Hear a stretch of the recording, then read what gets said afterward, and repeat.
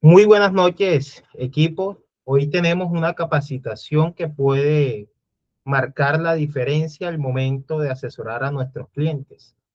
El día de hoy nos acompaña la doctora Marlis Campos, experta en conciliación, quien nos hablará sobre un tema completamente importante que es la insolvencia económica y cómo este proceso puede convertirse en una verdadera alternativa legal para proteger y recuperar la tranquilidad financiera. Así que aprovechemos cada minuto de esta capacitación, tomemos notas y sobre todo aprendamos a convertir este conocimiento en soluciones reales para nuestros clientes.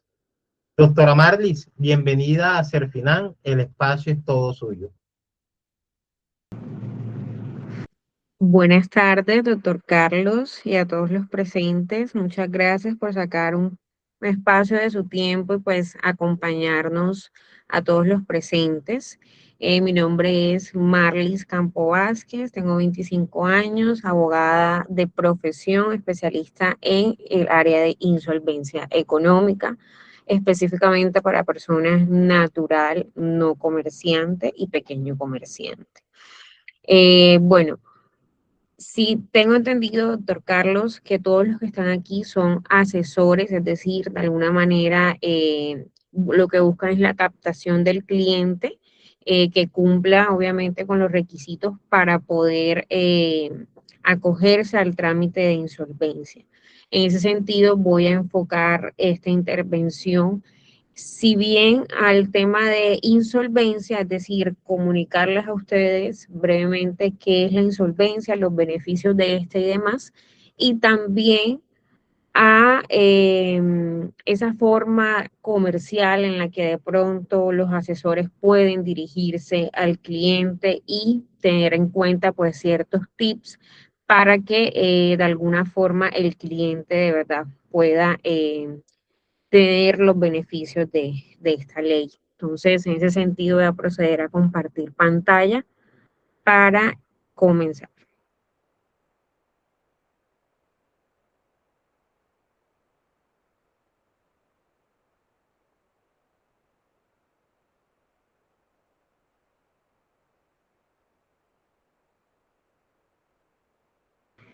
¿Me confirman si observan la pantalla?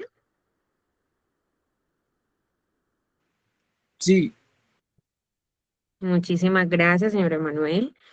Bueno, empecemos con lo siguiente. Insolvencia económica. La insolvencia económica está regulada actualmente por la ley 2445 de 2025.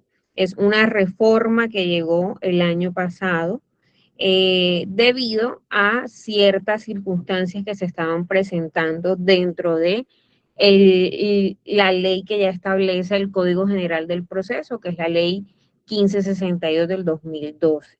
¿Ya? Entonces, el marco jurídico de esta ley, pues, nace de alguna forma en el 2006 con la ley 1116, que es la ley que reforma la liquidación o renegociación de deudas de las empresas. ¿Qué pasó? Que no existía para esa fecha, pues, una ley que regulara la renegociación de deudas para persona natural no comerciante y pequeños comerciantes. Llegó en el 2012 con la apertura del Código General del Proceso. Desde el 2012 esta ley está en vigencia. Entonces, de pronto no se hacía uso mucho de esta herramienta jurídica que trae nuestro ordenamiento, toda vez que no tenían como ese marketing o esa propaganda que de pronto tiene ahora, y por qué de pronto ahora la gente hace más uso de esta herramienta, y es debido a que la pandemia hizo que muchas personas quebraran, muchos negocios decayeran, y pues por supuesto los abogados entramos donde hay una necesidad, pues obviamente toca cubrirla, y fue donde entramos nosotros a de alguna forma hacer efectiva y comentarle a las personas que existe una ley que los protege ante una quiebra. Ya entonces, Ese fue el boom de la insolvencia, pero la insolvencia es algo que siempre ha existido en nuestro ordenamiento jurídico desde el 2006, empezando con la negociación de, perdón, con la negociación de deudas para empresas, ya con la ley 1116. Entonces, en ese sentido, vamos a centrar hoy nuestra intervención en tres conceptos básicos. Primero, entender qué es la insolvencia, para qué sirve y cuáles son sus beneficios. Segundo, aprender a detectar si una persona cumple con los supuestos que establece la ley para acogerse al trámite. Y tercero, cómo conectar con los clientes, es decir, cómo explicarles el trámite con claridad y orientar al cliente sin pues prometer de alguna forma la eliminación de las deudas o un resultado siempre favorable. Recuerden que somos una profesión de medios, más no de resultados, y eso es algo que siempre el cliente debe tener claro. Ya, entonces, ¿qué es la insolvencia? La insolvencia no busca ahorrar deudas. Cuando ustedes tengan un cliente enfrente y el cliente les manifieste, no, es que tengo muchas deudas y quiero eliminarlas. No, señor. Esto es una herramienta, es un mecanismo legal que busca reorganizar todas las obligaciones que tengan las personas de acuerdo a cierta prelación y a ciertos requisitos que establece la ley. No busca eliminar las obligaciones por sí sola o de manera automática. Lo que busca es una negociación con todos los acreedores. De alguna manera, esta ley también trae la convalidación de los créditos, que es una negociación directa o privada con los acreedores que puede hacer cualquier persona. Y también trae como último beneficio, por decirlo así, la liquidación, ya que es cuando pasa el trámite del centro de conciliación a los juzgados municipales y es un juez que después de cumplir ciertas etapas procesales, declara de alguna forma la liquidación de la obligación, es decir, pasan a ser deudas morales o deudas naturales. Ya, eso es básicamente los tres principios como de esta ley. ¿Qué beneficios tiene la ley de insolvencia? Bueno, primero, protección frente a cobros. Es decir, si una persona entra en insolvencia, la admisión de la insolvencia permite que los cobros cesen, es decir, una entidad financiera o cooperativa no puede seguir haciendo gestiones de cobro a la persona, no puede seguir llamándolo, no puede seguir enviando mensajes de texto o correo electrónicos haciendo pues esta gestión de cobranza, eso queda totalmente suspendido. Permite negociar los plazos, tasas e incluso en algunas ocasiones quitas de capitales e intereses. Pero en esto quiero ser muy clara, no todas las entidades acceden a estas quitas de capitales o de intereses.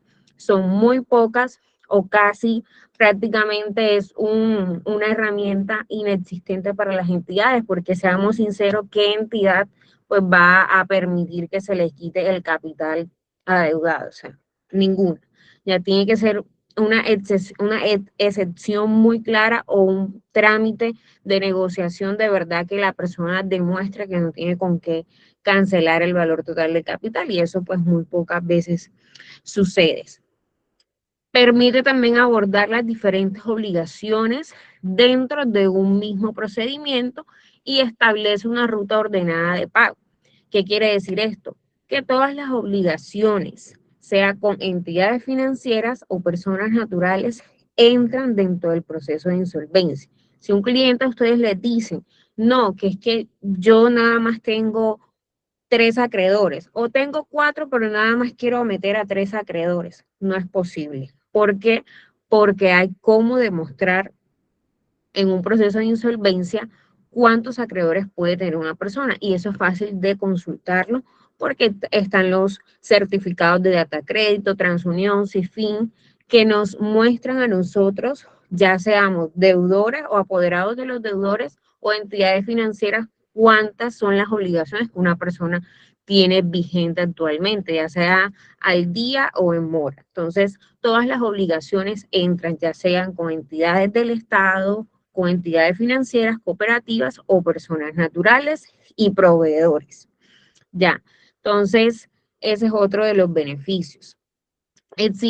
Otro de los beneficios que tiene, como les había dicho anteriormente, es la posibilidad de la liquidación patrimonial.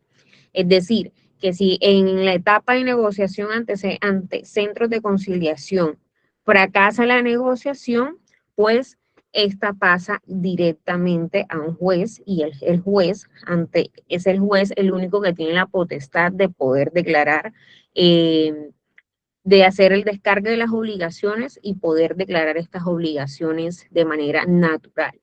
Ya, si la persona tiene bienes y en un eventual acuerdo lo incumple, pues esta también pasa a liquidación patrimonial. Y en esta liquidación patrimonial, los bienes que tenga la persona, pues se le adjudican a los acreedores de acuerdo a el porcentaje de votos que tenga cada uno o para lo que alcance a cubrir esas obligaciones. Si usted debe 100 millones, pero el carro que tiene cuesta 15 millones, un ejemplo, pues esos 15 millones se le adjudica una proporción a cada acreedor y ahí debería morir la obligación. Ya, entonces, salida frente a saldos insolutos, esto también es importante, porque en la liquidación, una vez adjudiquen los bienes, los saldos insolutos, es decir, el restante de lo que usted deba, lo que no alcance a cubrir sus bienes, pues esto también pasan a obligaciones naturales bajo ciertas condiciones que establece el ordenamiento jurídico. Ya. ¿Quiénes pueden acogerse a la insolvencia? Como les había comentado, pueden acogerse a la insolvencia las personas naturales no comerciantes. Y esta es el cliente más potencial al que nosotros debemos acogernos. Hay nichos de clientes que debemos enfocarnos. Por ejemplo, las fuerzas militares y policías es un nicho muy importante que debemos de pronto consultar, acudir o de alguna forma buscar convenios con estas personas para poder verificar si quieren y necesitan de este proceso. Otro nicho también en el que yo me enfocaría son los profesores o pensionados. Son personas que las entidades crediticias normalmente les sueltan créditos muy rápido, ¿ya? Y no les tienen como, no son precavidos porque no simplemente sueltan el crédito y muchas veces no tienen en cuenta si tienen una garantía para cubrir ese crédito. Entonces, fácilmente pueden caer en deudas y por lo general son personas que tienen muchísimas libranzas y que necesitan que se les suspendan, ¿ya? Entonces, aquí hay unos nichos como interesantes que deben de tener muy en cuenta. El pequeño comerciante. ¿Qué es un pequeño comerciante para la ley 2445? Es aquella persona que tiene activos inferiores a 1.000 salarios mínimos. Y aquí se excluye la vivienda familiar y vehículos de trabajo, ¿ya? ¿Por qué se excluyen? Porque si se supone que el vehículo es el que usa, no sé, ya sea el dueño de una panadería para hacer los domicilios de sus panes, pues ese vehículo es de alguna forma quien le genera ese sustento y por eso se excluye dentro del patrimonio del pequeño comerciante. Ya entonces los pequeños comerciantes son esos, dueños de panadería, las peluqueras, los ebanistas, los dueños de talleres, esos son pequeños comerciantes, ya.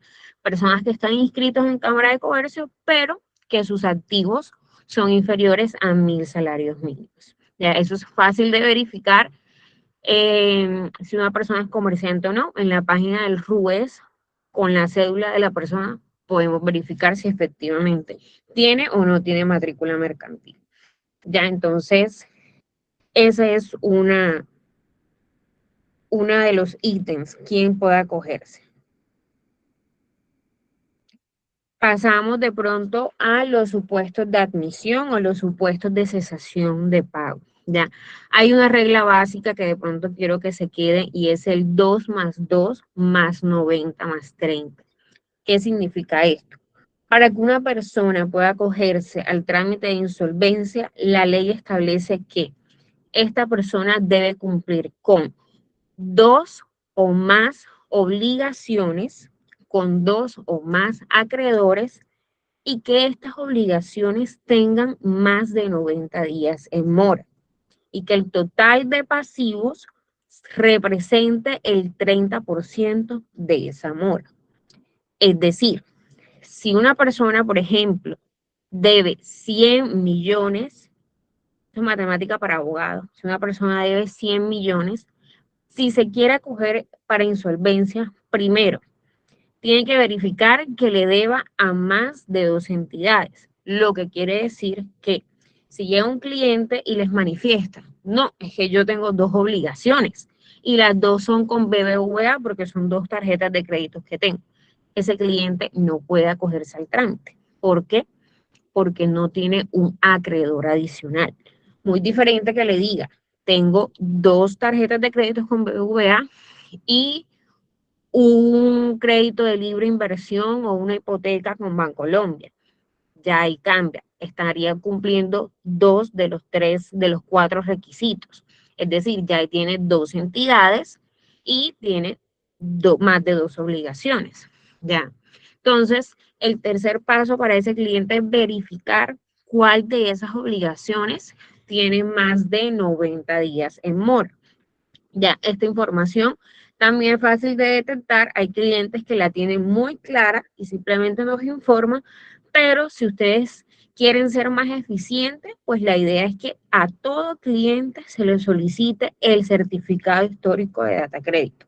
Ahí podemos validar absolutamente la mora exacta que tiene ese cliente y de paso, pues yo confío en mis clientes, pero también soy escéptica, porque a uno en audiencia le pasan muchísimas cosas. Hay clientes que me dicen, no tengo nada. Entonces, cuando iniciaba yo eh, en todo este trámite, llegaba yo a audiencias y los acreedores me cogían cortica y me decían, el cliente sí tiene bienes. El cliente no es persona natural. Entonces, toca hacer las verificaciones, perdón, toca hacer las verificaciones bien con la información, pues que pues, es una información que está abierta al público, ya sea en la página de el Sistema Notariado y Registro, el CINIT, con el Data Crédito.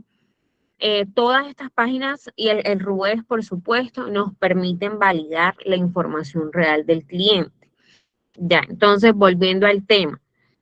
Si la persona llega y les manifiesta, es que yo debo 100 millones de pesos, pero de los 100 millones de pesos tengo 50 millones que son de una libranza que tengo con una cooperativa. Qué pena.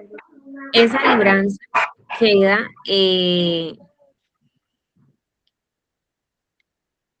esa libranza va a ser parte del proceso, por supuesto, pero no se va a incluir dentro del 30% de los pasivos, porque la libranza, si le están haciendo un descuento automático, pues obviamente es una obligación que está al día, ¿cierto?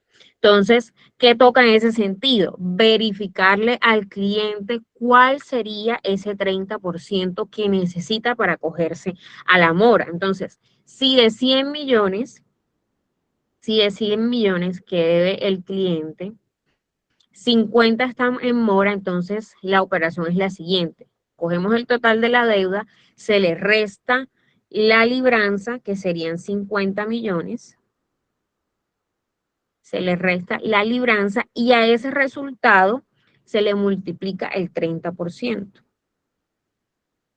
Entonces, para que ese cliente pueda acogerse al trámite de insolvencia, tiene que por lo menos tener en mora 15 millones de pesos, ya que sería el 30% del pasivo en mora, ¿vale? Entonces, eso toca tenerlo muy presente, ya entonces a partir de ahí partimos.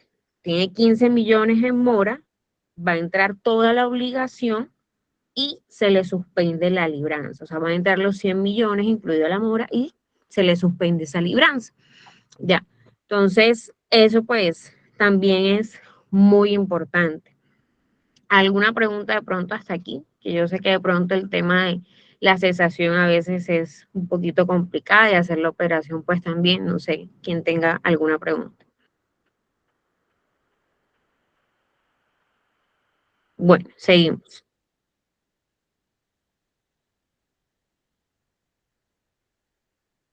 Bueno, aquí me lo vuelo, pues efectivamente es el ejemplo que le acabo de colocar con los 100 millones.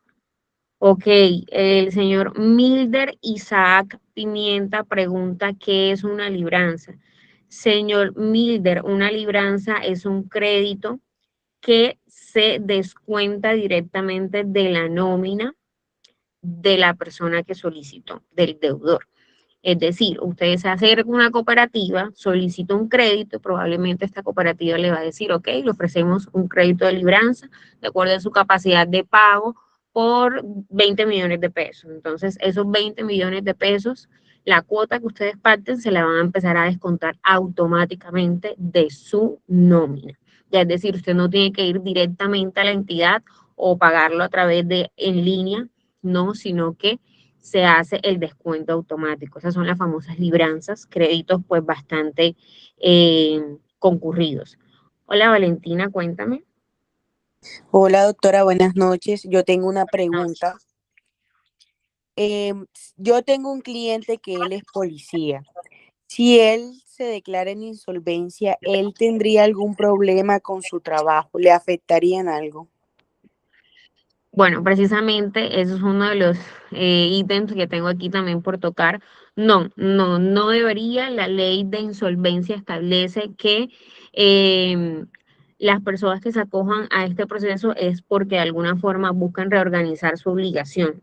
Ni siquiera su trabajo debería pues enterarse si está o no en un proceso de insolvencia. Ya esto no debería afectarlo y pues la ley establece que de pronto ese prejuicio no debería aplicarse a las personas que se acogen a este trámite. Sin embargo, como es una libranza y necesitan la suspensión, obviamente, pues toca notificarle al pagador, en este caso la policía, para que suspenda la misma.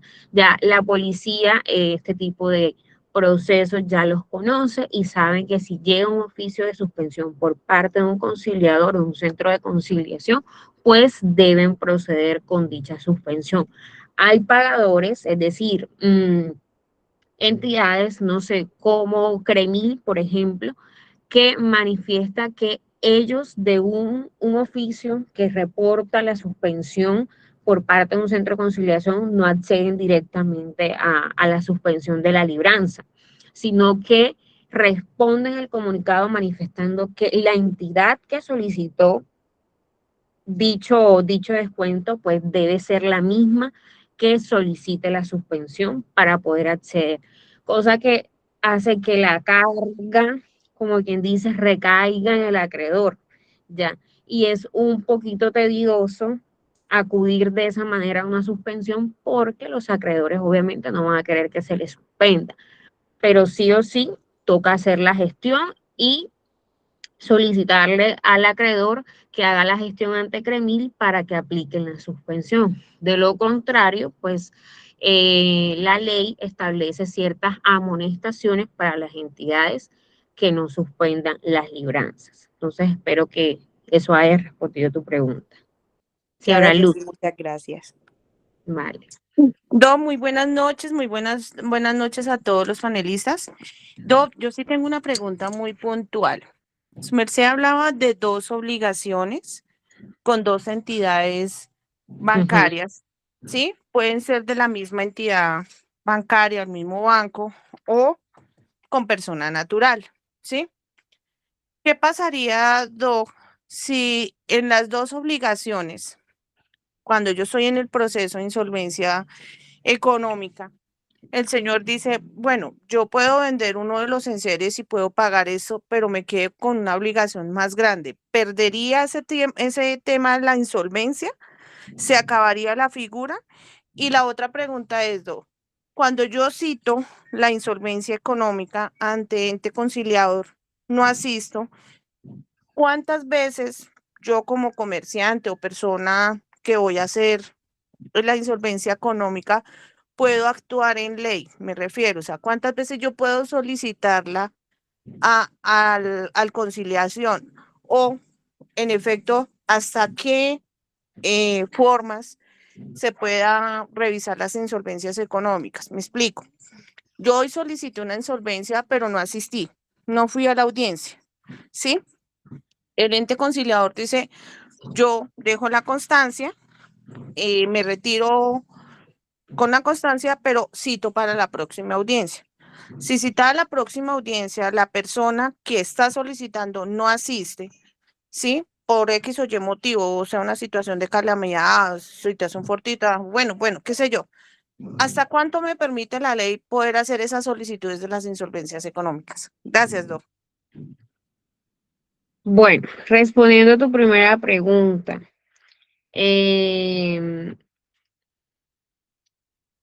una persona para poder acogerse al trámite de insolvencia, primero tiene que verificar que cumpla con los requisitos de ley para poder admitirlo. Si no cumple, sencillamente el centro de conciliación rechaza la solicitud. Y eso tiene ciertas consecuencias e incluso económicas, porque el centro de conciliación se tiene que pagar, ¿cierto? Vuelvo y repito, los requisitos para acogerse al trámite de insolvencia sí o sí deben ser dos acreedores con los cuales tengas dos o más obligaciones y que esas obligaciones estén con una mora de 90 días. Se supone que si usted se va a coger al trámite de insolvencia es porque no tiene cómo pagar esas obligaciones, ¿cierto?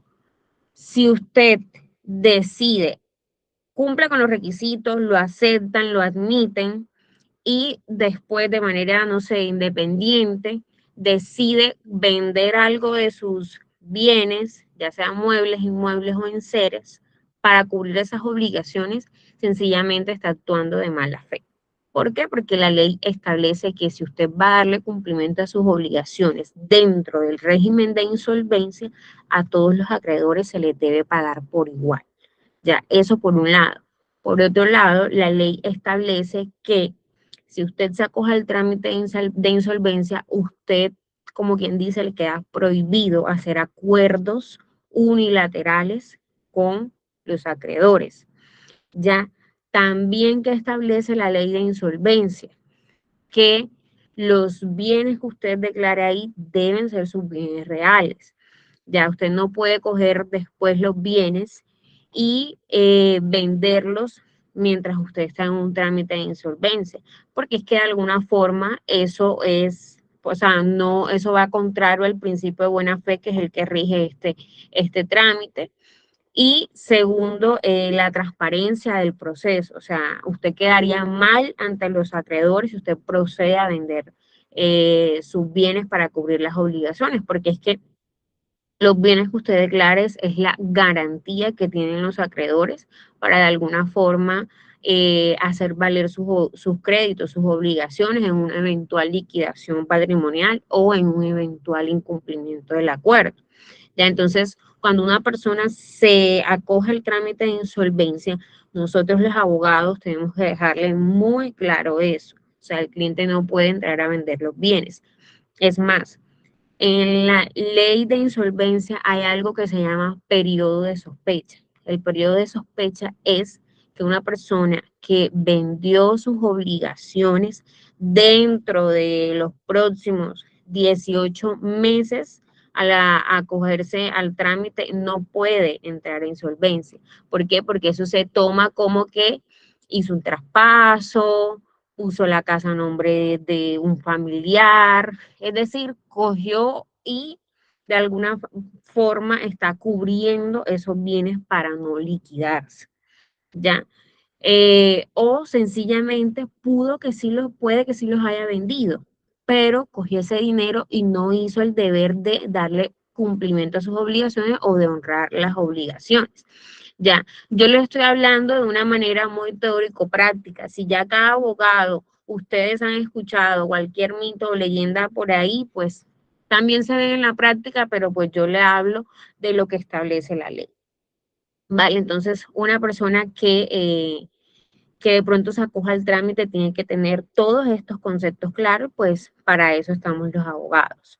Listo. En cuanto al desistimiento de la obligación, tu segunda pregunta, si usted se acoge al trámite de insolvencia, le admiten la solicitud y después, por X o Y motivo, como usted indica, quiere desistir del proceso, usted puede desistir, pero usted tiene que acoger a las consecuencias que establece la 2445, y es que si quiere nuevamente acogerse al trámite más adelante, tiene que esperar 5 años. 5 años para una persona que desista del proceso, ¿vale? No sé si eso Gracias, Do. responde a su pregunta. Sí, Do. O sea que si yo no asisto, vuelven, me ponen audiencias, que tengo un caso así, Do, de una Ujú. insolvencia que me citaron. La verdad no sabía que el señor se estaba volviendo insolvente. El señor no asistió a la audiencia, nos dejaron para el próximo 1 de septiembre y Ok. pues el señor tiene esa figura de que él como que inicia el proceso, para, vuelve y sí. Entonces por eso era mi pregunta, porque Bueno, necesito tener toca un mirar avance, por bien. ejemplo, Do. Toca mirar bien porque pues el trámite de insolvencia no solo se lleva a cabo en una única audiencia, el trámite de insolvencia tiene términos y los términos se les debe dar cumplimiento, y en el lapso de ese término pues se llevan a cabo distintas audiencias. Ya, entonces, si la persona de pronto ha acogido esto de manera reiterativa, pues son los acreedores que de pronto deben probar ese hecho para que el centro de conciliación pues tome las cartas en el asunto. Ya, igual, cuando una persona no asiste a audiencias, el proceso se declara fallido. Ya, eso es muy distinto al desistimiento. Ya, si la persona, a ver, una cosa es que la persona le admitan el proceso, no asista a audiencias o asista a una, asista a otra, pero no llega a ningún tipo de acuerdo, y pues los términos de la ley establecen que pasados 60 días, si no solicitan una prórroga, pues sencillamente se declara fallida la negociación y remiten el proceso a los juzgados. Entonces toca mirar si de pronto la persona ya tiene una liquidación activa en el juzgado. Ya, eso por un lado. Por el otro el otro escenario que se puede presentar es que la persona le admita el proceso y pasada unos días solicita el desistimiento del mismo. Entonces vuelve y presenta una solicitud, vuelve y hace lo mismo. Entonces, eso es lo que toca tener presente, pues para que puedan de alguna manera los acreedores solicitar las medidas o amonestaciones que establece la misma ley. Muchas gracias, Do, muy amable. Cuénteme, doctor Carlos. Doctora Marlis, maravillado con la información que nos has dado hasta el momento, ha sido muy enriquecedora, pero yo tengo una pregunta. Creo que se encuentra en la capacitación el señor Edilberto Páez. Él consultó el día de ayer, no sé qué responderle, no sé si le podemos ayudar, doctora. El señor tiene un crédito de vivienda con Banco Bogotá, ha dejado de cancelar, ya tiene año y medio sin cancelar el crédito, no ha cancelado ninguna cuota. Él me informa que tiene fecha para remate de la propiedad el día 15 de septiembre, que ya lo tiene programado. Mi pregunta es, ¿todavía podemos ayudarle a esta persona a salvarle esa propiedad o ya no se puede hacer absolutamente nada? Bueno, Carlos, la ley pues es clara en ese sentido. La ley, uno de los beneficios que tiene esta ley es que suspende los cobros coactivos, los procesos administrativos y jurídicos, las libranzas que la persona pueda tener. Si existe un proceso ejecutivo que ya se encuentra en etapa de remate, pues efectivamente el cliente aún puede acogerse al trámite de insolvencia para que de alguna manera eso frene el posible, bueno, ya no es posible, el remate que se va a llevar a cabo el 15 de septiembre. Claro que lo puede hacer, pero, o sea, el tiempo, digamos que, o sea, lo tiene encima, tiene que declararse en insolvencia ya, verificar si cumple con los requisitos, presentar la solicitud e iniciar de una vez las audiencias. Eso sí, para que ese remate no se lleve a cabo, sí, pueda que el proceso le vaya a suspender el remate el 15, pero no le va a solucionar el problema. Entonces, eso es lo que de pronto tienes que aclararle al cliente. Ya, que si se va a acoger al trámite, pues de alguna manera él tiene que tener la capacidad para proponer un acuerdo de pago o una cuota mensual atractiva para que le puedan votar positivo y de alguna manera llegar a un acuerdo de pago y pagar mensual, porque es la única manera que él tiene para salvar la vivienda. Ya, la única manera que él tiene para salvar la vivienda es cancelando, ya sea un acuerdo directo con la entidad, ya sea a través que pague, o sea, por medio del juzgado o mediante insolvencia con un acuerdo de pago, ya, pero sí o sí, él no va a querer perder el bien. Entonces, eso es algo que tiene que tener muy claro. Un cliente que tenga un apartamento, casa, que tenga un carro, jamás va a querer perder su bien. Entonces, a estos clientes sí o sí toca ofrecerles un acuerdo de pago. Y ese acuerdo de pago, yo siempre se los digo, solo se logra si se propone una buena cuota mensual. Ya es la única forma de salvar los bienes. Sí, hay abogados que de alguna forma proponen los famosos acuerdos bilaterales que establece la 2445. Los acuerdos bilaterales son aquellos acuerdos que están consignados para los acreedores que tienen garantía real, es decir, una hipoteca, por ejemplo. Uno puede establecer un acuerdo bilateral, ya, ¿qué es un acuerdo? Pagarle únicamente a ese acreedor que tiene la hipoteca y que el resto de obligaciones se vayan a liquidación. Pero toca tener en cuenta que si no se cumple ese acuerdo bilateral, ese bien también va a entrar dentro de la liquidación para cubrir las obligaciones. Entonces, toca tener mucho cuidado cuando los clientes tengan bienes, ¿vale? Entonces, seguimos. ¿Qué le interesa escuchar al cliente? Primero, el orden, es decir, tener muy clara la información de lo que se está, de lo que se le está informando al cliente acerca del proceso. Ya tener una ruta clara de qué es el proceso, qué beneficios tiene. De alguna forma, si se puede verificar si la persona cumple con los requisitos de ley, pues verificarlos de una para que la persona sepa si aplica o no para este tipo de procesos. Hablarle de la negociación. Ya, entonces hay que buscarles lo que le decía, condiciones de pago a los clientes de acuerdo a su situación económica.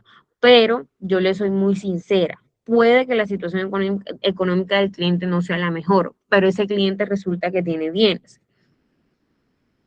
Sí o sí al cliente, para salvar el bien, tiene que tener una propuesta bastante atractiva.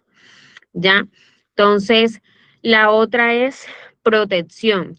El trámite produce efectos jurídicos relevantes frente a cobros, descuentos, según la etapa pues, de la ley. La ley también permite la virtualidad, es decir, es un proceso que las audiencias son virtuales, la solicitud se presenta a través de correo electrónico o a través de algún aplicativo que establezca la ley, pero pues ya la 2445 estableció la virtualidad. Ya, lo que buscamos también son segundas oportunidades. El objetivo de la ley es recuperar y normalizar la situación financiera del deudor, no es castigarlo. O sea, al cliente no hay que hacerlo sentir mal porque está en deuda. Hay muchísimas personas que se han declarado en insolvencia y les da pena manifestarlo. ya porque creen que eso es algo malo, porque creen que fracasaron en la vida incluso.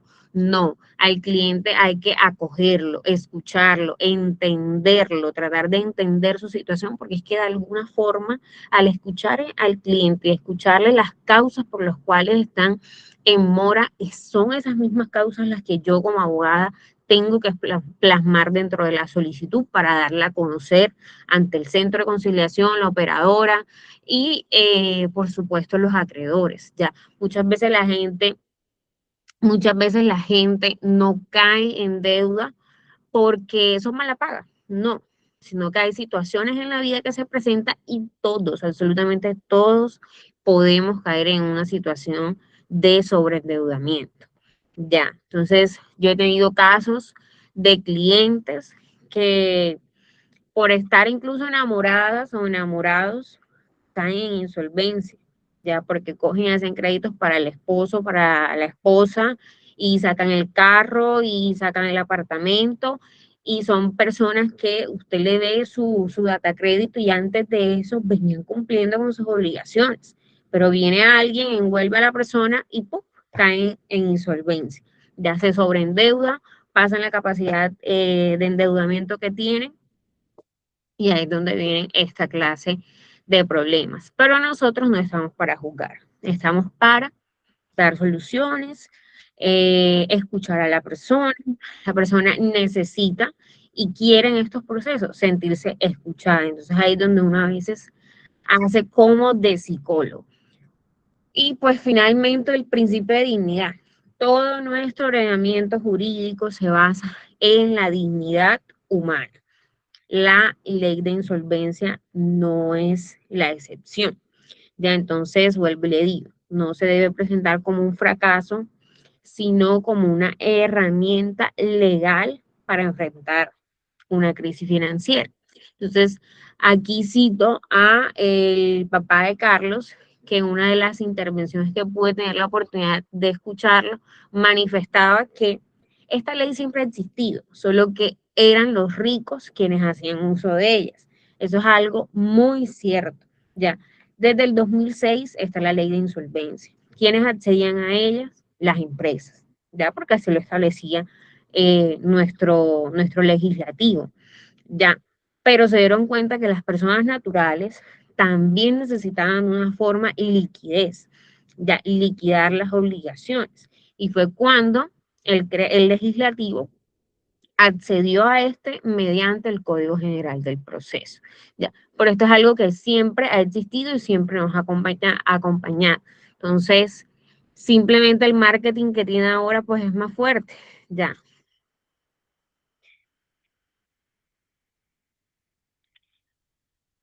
Yo les traje algo aquí como la ruta que deben de tener de pronto los asesores a la hora de abordar un cliente. Primero, el diagnóstico, verificar si cumple con los requisitos de admisión. Ya, aquí no vamos a hacer de pronto como en otras oficinas que he conocido, que simplemente por captar al cliente y captar el dinero, insolventan al cliente aún no cumpliendo con los requisitos. ¿Para quién después es ese chicharrón? Para nosotros los abogados, porque entramos en audiencias y o rechazan el proceso, le echan para atrás, los acreedores se ponen pesados y yo por lo menos trato de ser muy transparente. Yo no soy, no me gusta pues aplicar esas prácticas o tácticas que hacen algunas oficinas, por no decirlo todos, porque existen y es así, eso es un secreto a voces ante muchísimas entidades, pero yo no me gusta acudir a eso. Entonces, si para mí el cliente tiene la posibilidad de insolventarse, pero no cumple uno o dos de los requisitos, yo simplemente le digo, bueno, mire, tiene tres obligaciones, ya dos o una de esas está en mora, deje de pagar el resto y vuelva en 3 meses. En 3 meses le hacemos el proceso, ya, pero no se pongan de pronto a hacer esas prácticas porque eso lo único que hace es que ustedes como asesores y nosotros como abogados perdamos credibilidad. ¿Ya? Entonces la credibilidad es algo que es muy difícil de obtener en este medio. Ya después de eso, pues viene el trabajo del abogado, que es la recolección de documentos, eh, claridad frente a la información de pronto que ya el asesor le dio y presentación de la solicitud. La solicitud se presenta y el centro de conciliación tiene legalmente unos 5 días más o menos para admitir la solicitud. Hay veces que lo hacen antes. Ya. Luego de la admisión del proceso viene pues una etapa que no coloqué aquí, pero que es muy importante, que es la etapa de notificación. La etapa de notificación por parte del centro es muy importante porque es lo que va a evitar una eventual nulidad por indebida notificación. Ya. Cuarto, sería la negociación. Aquí ya entramos en la etapa de audiencias y propuestas. Ya, entonces aquí es donde juega un rol importante el abogado. Ya, el proceso de insolvencia, más que legal, yo siempre le he dicho, esto es de negociación. Ya, esto toca jugar con números, toca jugar con lo que le dicen a uno las entidades, ¿ya? Y proponer. No le podemos o no debemos tener miedo a hacer propuestas. Ya tenemos legalmente 60 días para lograr un acuerdo en caso tal. Eso es lo que de pronto requiere el cliente. Ya, entonces no nos dé miedo solicitar la suspensión de una audiencia para consultar propuestas con nuestro cliente y llevarlas en una próxima audiencia. ¿Ya? ¿Por qué les digo esto? Porque muchos acreedores quieren salir de las audiencias rápido, pero esto es porque muchas entidades en un día pueden tener fácilmente unas 10 audiencias de insolvencia. Entonces, el tiempo es algo que acá pues juega muchas veces en contra del deudor, pero toca darle manejo. Ya. Y finalmente el resultado, ya sea un acuerdo, ya sea un acuerdo o una liquidación según corresponda. Ya no todos los clientes van para acuerdo de pago. Los clientes que no tengan bienes, los clientes que no tengan absolutamente nada con qué responder, pues son clientes que nosotros podemos proyectar a una liquidación. Existe una figura dentro de la 2445 que es la liquidación directa. Esta figura manifiesta que si la persona no tiene bienes, pues puede presentar su liquidación directamente ante un juzgado.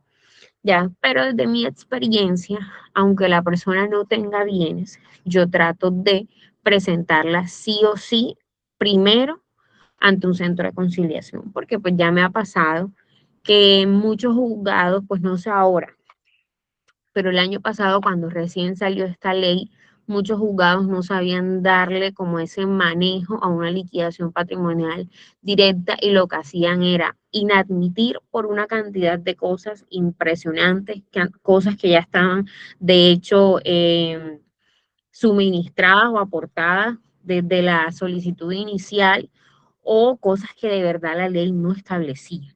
Ya, entonces, eso de que solicito en el auto inadmisorio, no, se solicitan que se aporte el certificado de cada obligación donde se detalle el amor, etc. Eso no lo establece la ley. Ya eso de alguna manera recae o debe recaer frente a los acreedores que son los que tienen de pronto esa carga para acceder a sus bases de datos y suministrarle a las entidades las certificaciones que se requieran. Ya, pero pues los juzgados desde su infinita sabiduría lo que dicen es que de alguna forma el cliente si se va a coger insolvencia pues debe solicitar esos certificados. O otra cosa por la cual molestan mucho en la liquidación directa es por los bienes. A mí una vez un juzgado me dijo que el salario del cliente constituía un bien y que por eso podía pagar las obligaciones.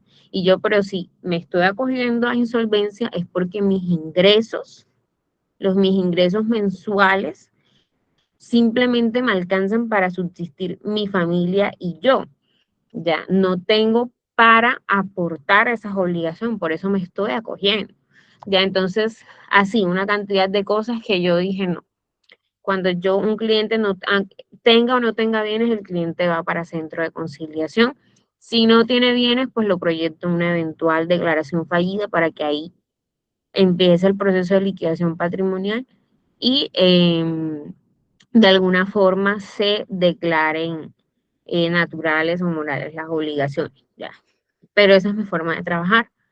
Hay abogados que les funciona la liquidación patrimonial directa y eso es algo completamente pues de cada abogado. Ya, entonces, primero revisamos si el cliente cumple con los requisitos y luego establecemos cuál es la ruta que el cliente más le beneficie, ¿vale? Entonces, esta es como una forma de captar al cliente sin venderle humo, sin decirle información incorrecta. Al cliente no se le debe decir, le vamos a quitar todas las deudas. No. Al cliente se le tiene que informar cuál es la naturaleza de este proceso y cuál es la naturaleza del proceso reorganización de las obligaciones. Ya. No es que seguro le suspenden todo. No, hay descuentos que no se suspenden, como cuáles los descuentos que tiene una persona por alimentos. Los descuentos por alimentos normalmente son para menores de edad. Y recuerden que los derechos de los menores están por encima de cualquier derecho. Entonces, los alimentos no se suspenden, los alimentos continúan. ¿Ya? Entonces, le garantizamos el acuerdo. Aquí no se garantiza nada. Esto es una negociación. Los acreedores no están en la obligación de aceptar la propuesta que nosotros llevemos, pero sí están en la obligación de formular propuestas para nosotros poder informar al cliente qué es lo que están solicitando y de esa manera también nosotros ofrecer una contrapropuesta o aceptar la propuesta, ¿por qué no? Ya, entonces, eso es lo que sí se le debe informar al cliente. Ya, escuchar qué está pasando, revisar si cumple con el 30% de la mora y si califica, pues explicarle cuál es la ruta más adecuada que podemos pues llevar. A ver, preguntas que califican a un prospecto o posible cliente. Primero, esa persona es natural, no comerciante o pequeña comerciante. Esto se verifica en el RUES. Si la persona le dice que no es comerciante, verifíquenlo en el RUES con la cédula del cliente. Eso no se demoran ni 30 segundos verificando. ¿Ya? ¿Por qué le digo que esto es importante? Porque ya también me ha pasado clientes que me decían, yo soy persona natural, no comerciante, y resulta que cuando yo revisaba en el RUES me apareció una matrícula activa con esa cédula. Entonces, muchas veces, ¿qué pasaba? Que son clientes que en algún momento tuvieron un negocio por allá, no sé, en los años 90, pero resulta que nunca cancelaron esa matrícula. Entonces, el negocio no existe físicamente, pero sí existe legalmente. Entonces, mientras la matrícula no esté cancelada, pues se va a considerar un pequeño comerciante, aunque no lo ejerce. Entonces, toca hacer ahí un trámite ante Cámara de Comercio para que le cancelen esa matrícula. Ya.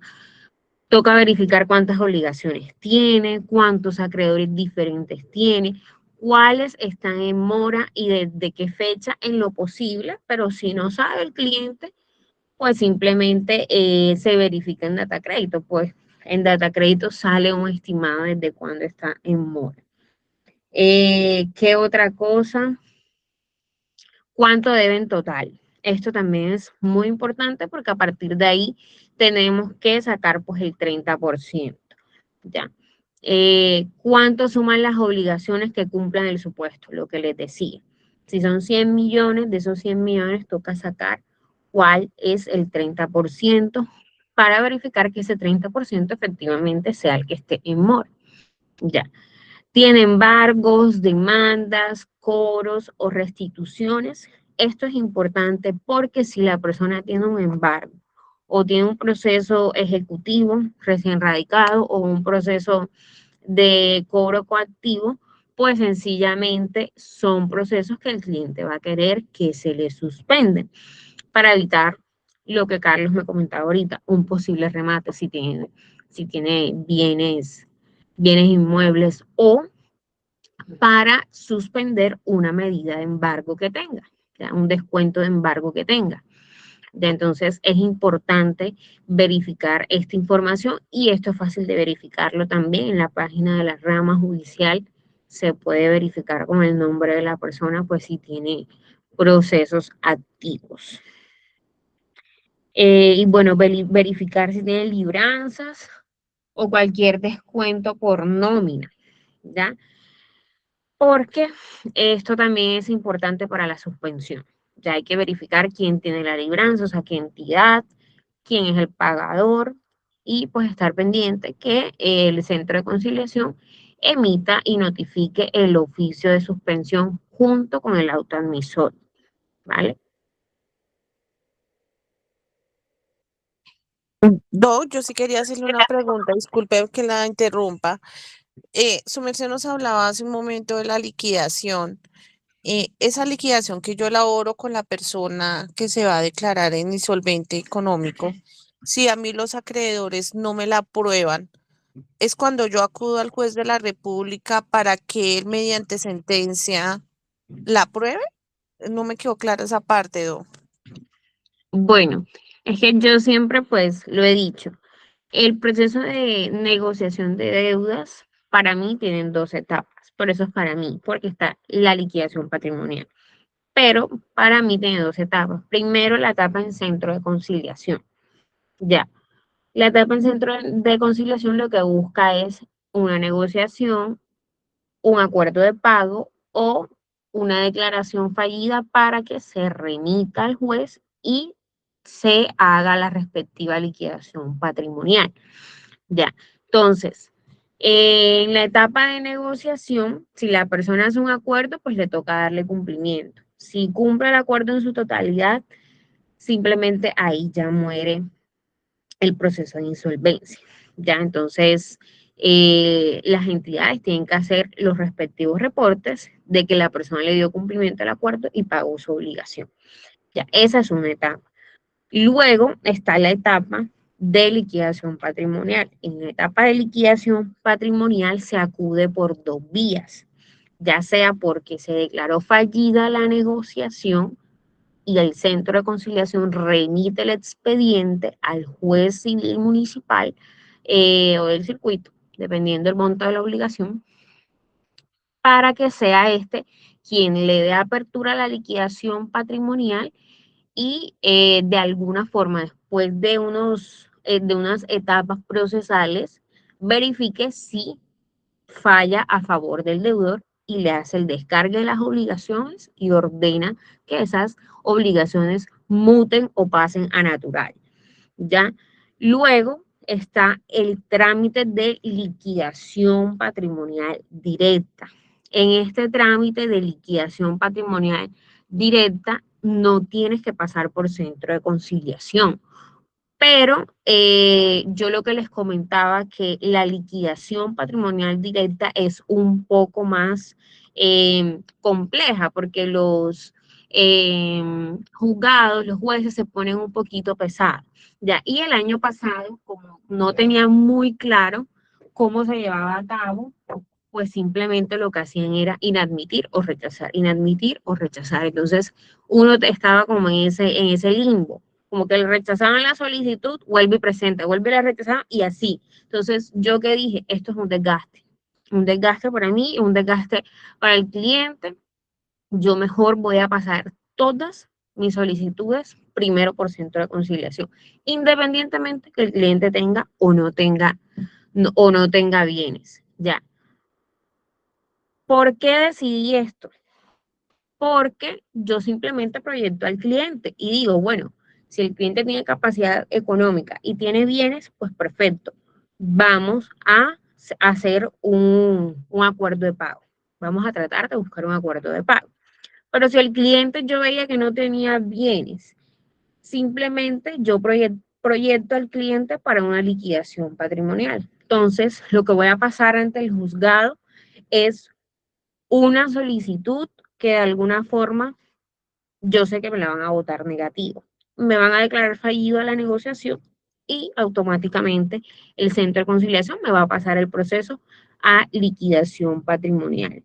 Y ya en el proceso de liquidación patrimonial sí me toca darla toda para que el juez me declare las deudas naturales y me haga el respectivo y ordene el respectivo descargue de las mismas.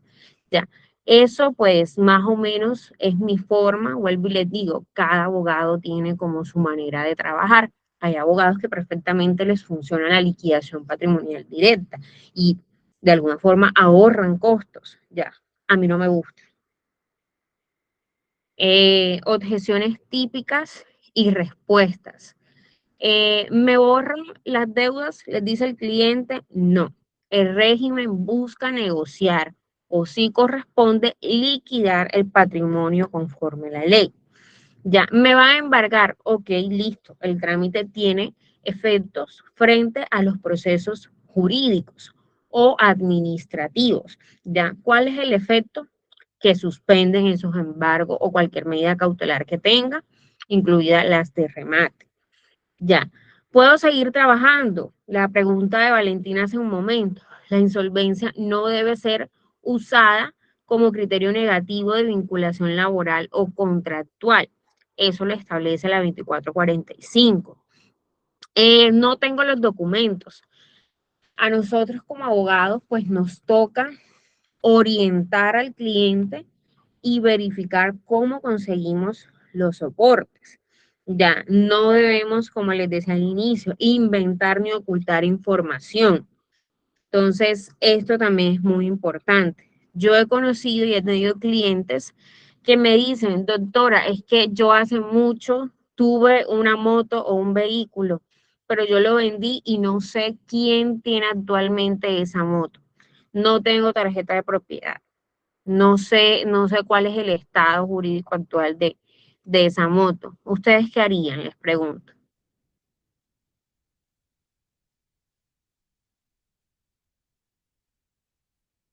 No, ¿Cómo pues yo soportarían? con un certificado de tradición y libertad.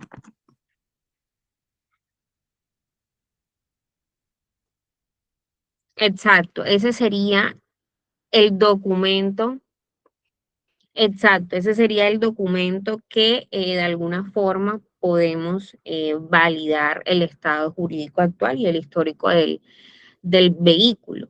Ya, sin embargo, yo de entrada Una no la puedo. pregunta, abogada, disculpen. Disculpa, Michael. Una pregunta conforme a lo que están hablando, qué pena interrumpirla. Buenas noches. Buenas noches. Doctora, si yo en el vehículo tengo un documento de compra y venta autenticado y notariado, con eso yo puedo llegar quizás de pronto al tránsito y pues bajar la matrícula y dar por testimonio de que yo tengo el vehículo, no porto con el vehículo desde el tiempo que lo vendí hasta el tiempo que está pasando lo que está pasando con las fotomultas. ¿Sí me voy a entender? Bueno, específicamente no sé si puede hacer eso puntualmente en tránsito, pero por lo menos si ya cuenta con el sustento de que en verdad se vendió el vehículo antes, mucho antes de entrar al proceso de insolvencia, el soporte para validar de que ese vehículo efectivamente se vendió, pero nunca se hizo el traspaso porque pues la persona a la cual usted le vendió el vehículo nunca quiso hacer el traspaso por cualquier motivo, pues efectivamente con la compraventa podemos validar esa parte, ya, porque ahí van a salir la fecha de cuándo se hizo la compraventa, cuándo pues en general pues el vehículo dejó de pertenecerle. Ya, hay clientes que por alguna razón cuentan con la tarjeta de propiedad de los vehículos, pese a que de pronto ya llevan tiempo sin estar con ellos, el vehículo. Con esos clientes toca tener mucho cuidado porque pueda que uno no sabe si nos está ocultando de verdad que que no tiene el vehículo, ¿ya? O hay clientes que tienen las tarjetas de propiedades de vehículos que ya están en muy mal estado, ¿ya? Entonces, cuando sea así, el cliente le dice, no, es que yo no tengo bienes, yo lo que tengo es una moto o un carro súper viejo ahí, que ya eso lo puedo vender es por chatarra. Apórtelo dentro de la solicitud. Ya, si el cliente sabe que ese vehículo no vale nada, está en un mal estado, proyéctelo a liquidación. No es que yo lo voy a proyectar una liquidación para que con el vehículo de ese mal estado que usted tenga, pues los acreedores verán cómo se lo adjudica. Ahí se va a dar cuenta si efectivamente esos vehículos no representan ningún valor económico o incluso sentimental para el cliente. Ya cuando usted le dice, no, bueno, vamos a pasarlo directamente a liquidación, pues ahí usted va a verificar si el cliente efectivamente no tiene ningún apego y se quiere ir a liquidación. Ya, pero si le dicen, no, pero es que yo no lo quiero perder, que esto otro, entonces toca mirar muy bien en qué estado está ese vehículo, si efectivamente no representa nada, si se puede ir a liquidación o si el cliente lo quiere salvar en un eventual acuerdo de pago. Tengo una sola deuda. Bueno, por sí sola, pues obviamente ya sabemos que no cumple el requisito, el supuesto de tener dos obligaciones con dos o más acreedores. Entonces, toca revisar de pronto alternativas en este caso. Y pues yo en ese caso, si un cliente, como le indicaba, no cumple con los supuestos, pues yo espero que los cumpla. O sea, yo les digo, bueno, tienes 3 obligaciones, solo una tienes en mora, pues deja de pagar las otras 2 y en 3 meses nos vemos. Ya. Estoy al día en todo. Entonces, no significa automáticamente insolvencia. Vuelvo y le digo, primero se verifican los requisitos de ley. ¿Ya? Entonces, una frase que les dejé aquí, como que nunca se debe prometer, siempre toca evaluar el resultado, el porcentaje de descuento, la suspensión absoluta de todo cobro o exoneración automática. ¿Ya? Entonces, eso es otra cosita a la cual hay que estar pendiente. Entonces, aquí les dejo como 5 ideas que de pronto deben llevarse hoy acerca del trámite de insolvencia. ¿Cuáles son esas 5 ideas? Primero, la insolvencia es una herramienta legal, no una promesa para borrar las obligaciones. Ya al cliente no se le tiene que de pronto prometer eso. Ya, segundo, y para mí la más importante de la noche, el primer filtro comercial es conocer los requisitos para la admisión del proceso. ¿Cuáles son esos 2 requisitos? ¿Cuáles son esos requisitos? Primero, tener 2 obligaciones con 2 o más acreedores por más de 90 días y que el total del pasivo represente el 30% de lo adeudado. Tercero, también hay que revisar la alternativa de 2 o más procedimientos de cobro. Entonces toca estar pendiente si el cliente tiene algún proceso de cobro por ahí activo, pues para saber con exactitud y entrar a suspenderlo. ¿Ya? Cuarto, el asesor no diagnostica a ojo. El asesor tiene que preguntar, tiene que calcular y tiene que solicitar soportes.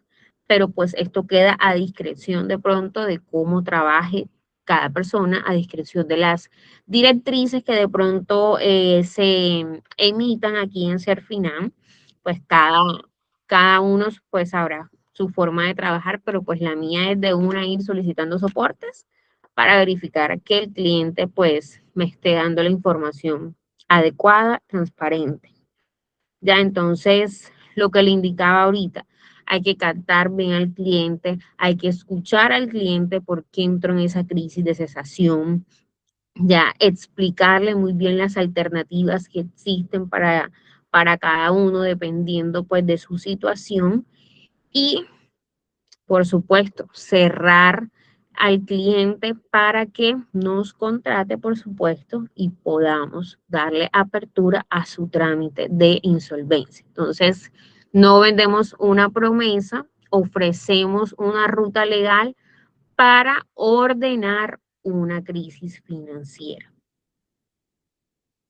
Entonces, eso sería, pues, con eso finalizo pues mi intervención. No sé qué otras preguntas tengan. Yo tengo Bueno, una preguntita, Doc. doctora Marlis, súper encantado con la capacitación que acabas de brindarnos. De tantas cosas y tantas realidades que mencionaste el día de hoy, me quedo con la que mencionas que nos volvemos una clase de psicólogos.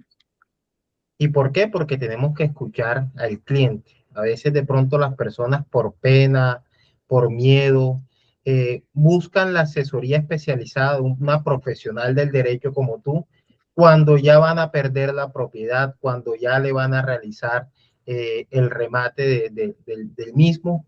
Y bueno, y me quedo con esa gran enseñanza que nos acabas de dar el día de hoy, que no fue a través de un conocimiento estático, sino de un conocimiento práctico. Me gustó mucho eso porque nos estás hablando desde tu experiencia. Y es lo que nosotros como asesores día a día nos enfrentamos en el campo de batalla. Agradecido por tu intervención. Me atrevo a decir que ha sido una de las mejores y bueno, esperamos todo el grupo de Serfinal nuevamente tenerte por acá. Muchísimas gracias. Bueno, Carlos, yo encantada. Gracias pues por la oportunidad.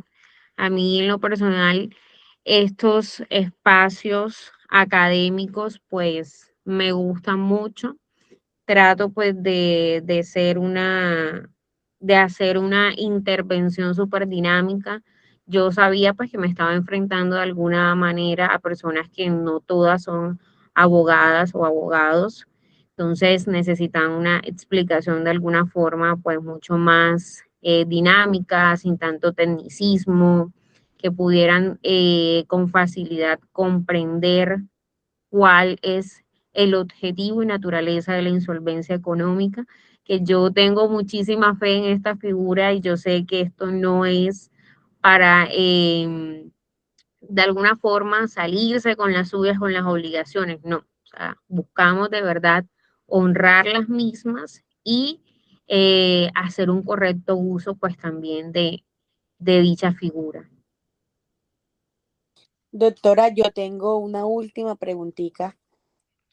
Sí, Bueno, yo siento o la mayoría de los clientes que se han acercado a preguntarme sobre el proceso de insolvencia, me he dado cuenta que el temor más común de ellos es la marcación que les queda después del proceso de insolvencia.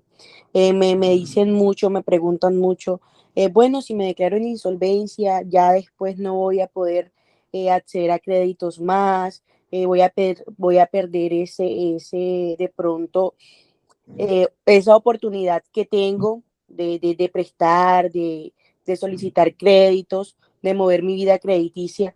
¿Yo qué le puedo responder a un cliente cuando me hace esas preguntas?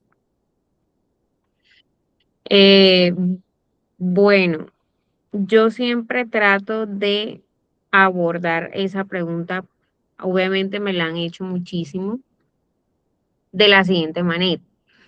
Eh, Nosotros simplemente somos un medio para que ellos salgan de esa situación, ¿vale? Salgan de esa crisis. Nosotros no somos entidades financieras, ya.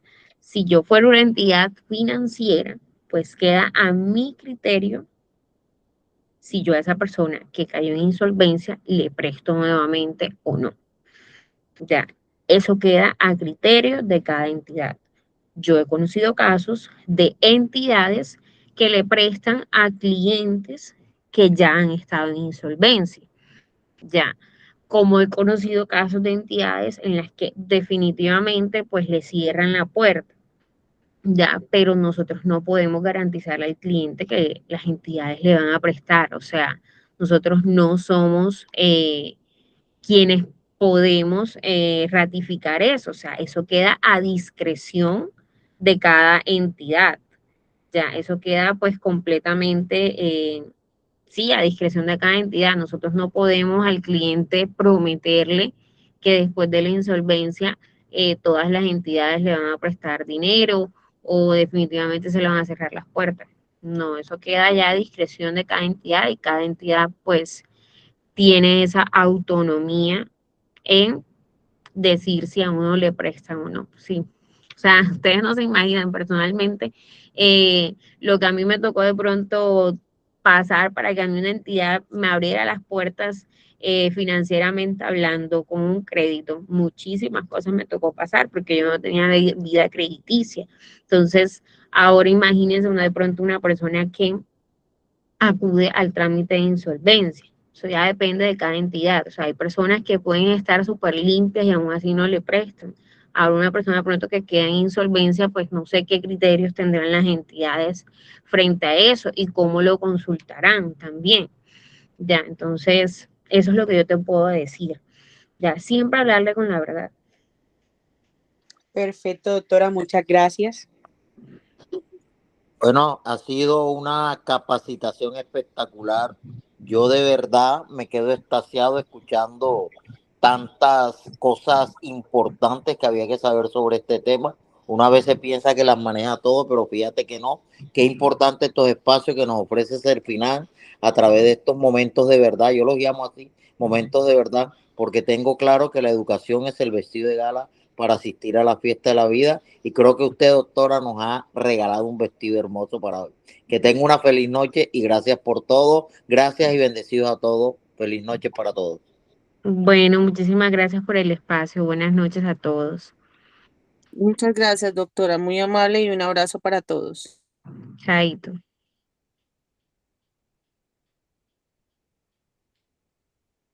Excelente, excelente.